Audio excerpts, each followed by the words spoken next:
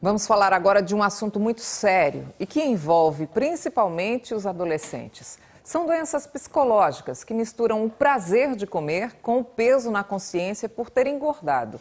A gente fala de distúrbios como bulimia e anorexia.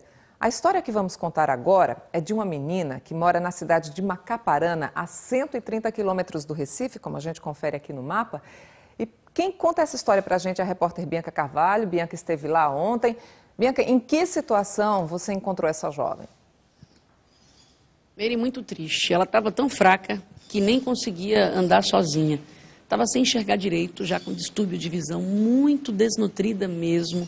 Está todo mundo preocupadíssimo com ela na escola onde ela estuda, professores, os colegas de sala. Pior que a família não sabe muito bem como lidar com essa situação, sabe? O pai dela, por exemplo, ficou pensando que talvez fosse mal olhado. Mas, na verdade, é um problema de saúde muito sério. Vamos ver na reportagem. O município é Macaparana, Mata Norte do estado. Mas podia ser qualquer outro, já que os transtornos alimentares em adolescentes são cada vez mais comuns. A Aline mora com a mãe, o padrasto e as irmãs, perto da escola de referência em ensino médio, professora Benedita de Moraes Guerra, onde estuda desde fevereiro. A nossa conversa com ela foi na escola. A adolescente de 14 anos pediu para não ter o rosto filmado. Ela emagreceu demais e está pesando 34 quilos. Não foi dieta. A Aline ficou doente porque passou a botar para fora tudo o que comia. Eu comecei a vomitar, a forçar o vômito. Como é que você forçava esse vômito? O que é que você fazia? Pele no abdômen. Tainara e Gerlane são colegas de classe de Aline desde o ensino fundamental. Ela tinha 55 quilos, era saudável, mas começou a achar que estava gorda. Ela era tão bonita, tinha um corpo tão bonito, aí de repente ela ficou assim e foi muito rápido isso. Os alunos, amigos de sala falavam alguma coisa, como é que era? Algumas vezes eles brincavam com ela porque ela era gordinha. Tinha vezes que ela nem ligava, a gente não percebia não que ela se ofendia. Na escola começou a ter bullying comigo. Começou a ter o quê? Bullying. Me chamavam de gorda. As meninas tentam se aproximar, tá todo mundo preocupado. E às vezes ela não quer nem conversar com a gente direito. Quando a gente vai na casa dela, ela corre. A gente nem como perguntar o que ela quer, se ela quer ajuda. Em casa, a Aline não é mais a mesma. De fevereiro pra cá, que eu comecei a estranhar ela, né? Ela começou emagrecendo, sem querer comer e muito estranho, né? Ela faz uma poncheira de 2 litros de suco. Ela bebe. Bebe 2, 3 copos de café quente pegando fogo, ela bebe. Tinha dia que ela empurrava até o cabo da colher dentro da goela, ela descer. Aí eu peguei reclamando, não faça isso não, que você é bom. E tomava muito limão? Muito limão e tudo gelado. Vieram as crises de dor de cabeça, a tontura, os desmaios. Ela não consegue mais acompanhar as aulas. Ela não tem condições de assimilar nada. A maioria das aulas, quando ela assiste, ela está com a cabeça baixa, ou a gente percebe que ela não está bem. E às vezes ela passa mal e pede para ir para casa. Abril, ela quase não assistiu aula. A maior parte hospital. A Aline diz que tem tentado comer, mas não fica nada. Eu como quando eu como demais, aí meu estômago fica muito cheio, parece que não é grávida.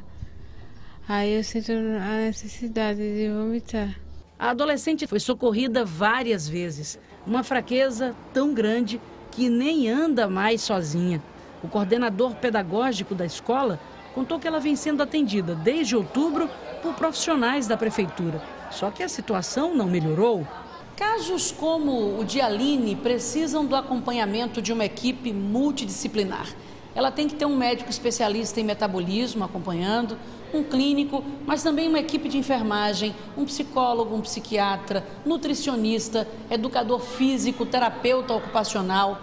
Outra coisa, a participação da família é fundamental. O tratamento não é simples nem é rápido. Aqui ela teve o acompanhamento da médica do PSF, da psicóloga e da nutricionista. Tudo já foi feito dentro das possibilidades. Foi quando eu decidi entrar em contato com a TV Globo. No dia 15, no Bom Dia Pernambuco, houve uma reportagem sobre essa situação. E aí eu liguei querendo perguntar como a gente poderia fazer, já que aqui não conseguia, e a Secretaria Municipal de Saúde tentou marcar psiquiatra para ela no Hospital das Clínicas do Unimip e disseram que só estavam atendendo aos que já tinham, os casos novos não. Quando foi nosso exame, a médica disse, olha, isso é bulimia ou anorexia e tem que ter um acompanhamento psiquiátrico, a gente aqui não tem. Os pais sabem que a menina precisa de cuidados especiais que eles não podem dar. Esse mês nem feira foi feito. É um negócio assim, um remédio também, é um leite que ela quer, tudo agora ela quer. Ela agora tudo quer. É o leite, é uma massa, é um bocado de coisa aí, não tem condição de comprar agora por hora. A prefeitura diz que tem feito o que é possível, mas que o município não dispõe de toda a estrutura necessária à recuperação de Aline.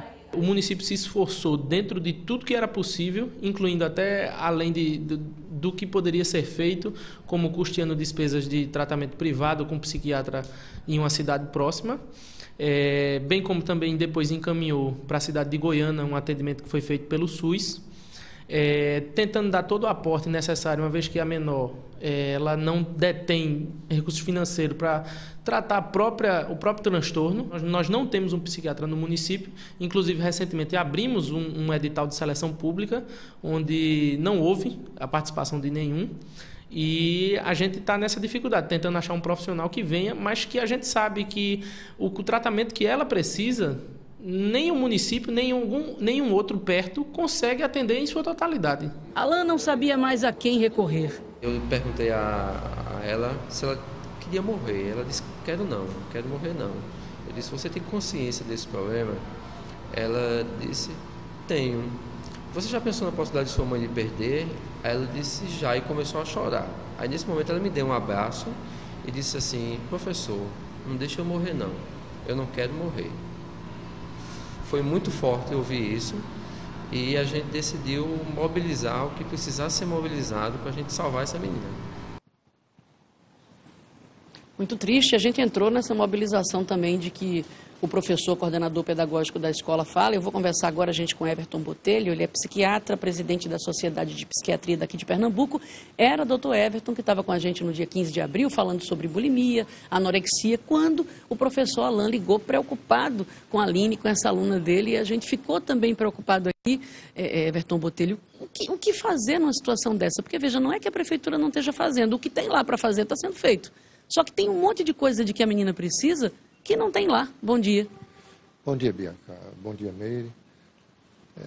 Antes de mais nada, eu confesso que uma situação dessa nos deixa, por mais experiência que se tenha na prática clínica de mais de 35 anos, uma situação dessa, ela reflete, ela é muito, enfim, é penosa. E não há como não se emocionar diante de uma situação tão grave, e, sobretudo, diante de uma condição clínica tão grave e, infelizmente, pouco reconhecida, né? Na verdade, trata-se de um transtorno do comportamento alimentar. Há uma mudança na ideia de como você deve manter o seu corpo. Então, a ideia distorcida de que o corpo precisa ser mais magro e cada vez mais magro, e não há limites, né? Não há limites nem essa percepção de que está realmente, como foi muito bem colocado, correndo risco de morte. Na bulimia você come, bota para fora. Na anorexia você nem come, né? Esse processo de purgação faz parte da bulimia também por conta dessa ideia também distorcida de que o corpo precisaria ser perfeito. O bulímico, ele tem a ideia de quando come, ele está sempre acima, comendo muito, a sensação de... Uma cliente minha dizia que até gelo poderia engordar, né? Então é um transtorno que compromete intensamente, gravemente, o juízo de realidade em relação à imagem corporal. Peraí que Meire quer participar dessa conversa com a gente. Oi, Meire. Oi, Bianca. Realmente é uma história muito forte. Doutor, obrigada pela participação. Bom dia para o senhor. Em que momento a gente pode identificar que a vontade de estar magro é doença? Quais são os sinais que os pais podem identificar nos filhos que podem ser um sinal de alerta, por exemplo? Bem, inicialmente é muito difícil de você identificar, Haja vista que a própria paciente, digamos assim, ela disfarça muito bem. E esse processo de identificação pode levar anos.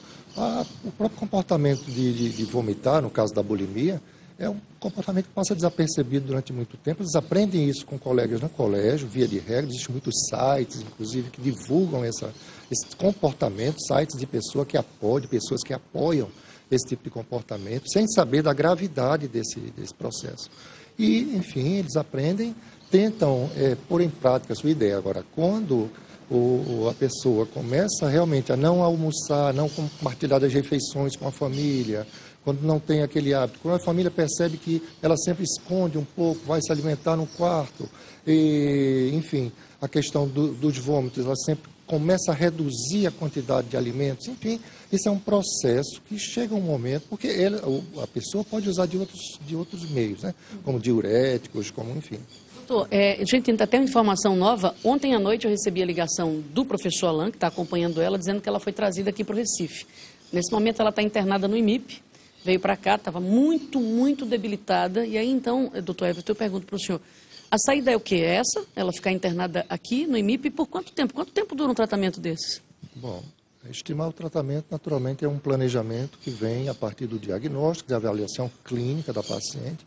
Como você colocou muito bem no início da reportagem, é necessário várias competências, né, para abordar uma competência médica, da avaliação diagnóstica e do planejamento dos procedimentos. Então, num caso que chegou a esse ponto, da Aline, não tenho dúvida, me parece que nós já falávamos naquela reportagem anterior da necessidade imperativa de internação. Agora, nesse momento, numa unidade clínica. E não tem nenhuma dúvida que o Instituto Materno Infantil é uma referência, ela não poderia estar num local melhor. Doutor Everton Botelho, obrigada por essas informações. A gente vai ampliar essa conversa também, Meire, com você aí no estúdio. Isso, Bianca. A gente está aqui com uma especialista no assunto. A gente está com Leia Lins, que é responsável pela Gerência de Atenção à Saúde Mental da Secretaria de Saúde do Estado. Um bom dia para a senhora, obrigada pela participação aqui no Bom Dia. Bom dia, Meire, bom dia a todos. De quem é a responsabilidade por tratar, acompanhar e ajudar uma jovem como essa que a gente acabou de ver? O município, a rede de saúde mental é estruturada de forma que os municípios possam se responsabilizar pelo acompanhamento de saúde dos seus munícipes.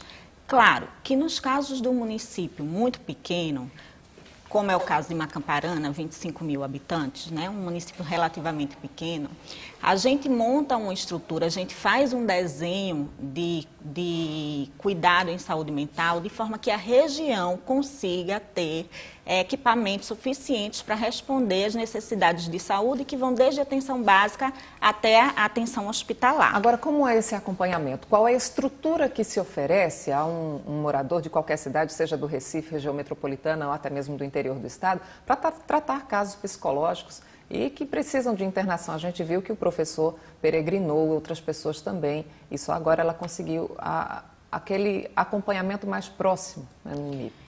Meire, na verdade, a gente não pode pensar uma estrutura de atendimento igual para Macaparana como para Recife. Então, assim, cada município, a depender do aporte populacional que ele tenha, ele vai demandar, ele vai precisar ter uma estrutura para garantir o atendimento, que de menor complexidade até de maior complexidade. Então, a região, ele precisa ter, dentro daquela região em que o município está situado, ele precisa ter serviços de saúde desde a atenção hospitalar. Mas o município em si, ele não precisa ter todos os pontos de atenção. Eu acho que um dos problemas desse caso, primeiro, foi a identificação da necessidade de um acompanhamento de saúde para esse caso. Né? Então, a gente viu que ela passou um tempo até que se identificasse que isso era um problema de saúde, né? Então, até a identificação desse caso. E para os casos, no caso dela, Goiânia tem sim CAPS 2, que com é um equipe de atenção psicossocial, que tem desde psiquiatra, psicólogo, terapeuta ocupacional, e tem também os leitos integrais. Então, a necessidade dela de atendimento nesse momento no IMIP é porque as questões psicológicas, o quadro dela gerou necessidade de atendimentos clínicos, como desnutrição, acho que como bem o doutor Everton colocou. A gente vai voltar com Bianca Carvalho, que está com uma dúvida para conversar com a gente. Diga lá, Bianca.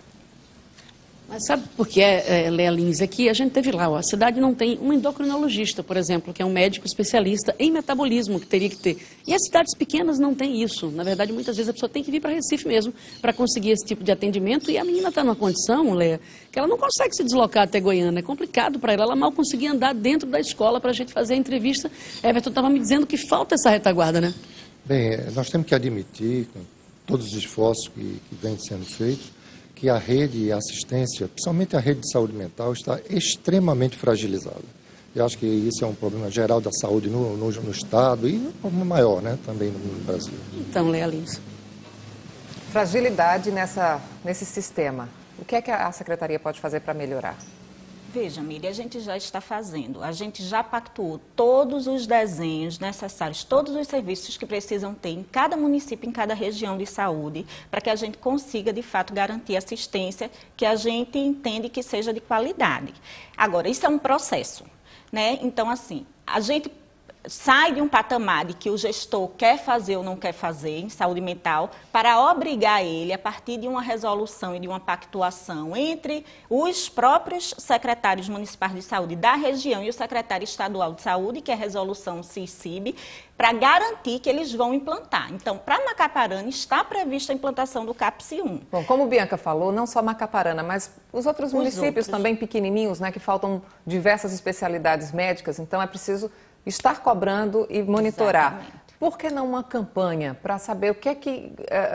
orientar as pessoas? A gente viu que a família da menina é humilde, talvez não tivesse conhecimento para saber que precisaria de uma internação. Precisa fazer uma campanha para orientar, por exemplo, sobre anorexia, bulimia, distúrbios psicológicos? É muito importante que a gente divulgue esses problemas que pouco aparecem efetivamente, né, enquanto problema de saúde, para que as pessoas possam recorrer ao atendimento antes de chegar num quadro de Aline, né, com uma perda significativa de peso. Um telefone de contato para o qual a gente pode ligar para pedir uma orientação, para saber qual é a unidade de saúde que trata desse tipo de problema, qual seria?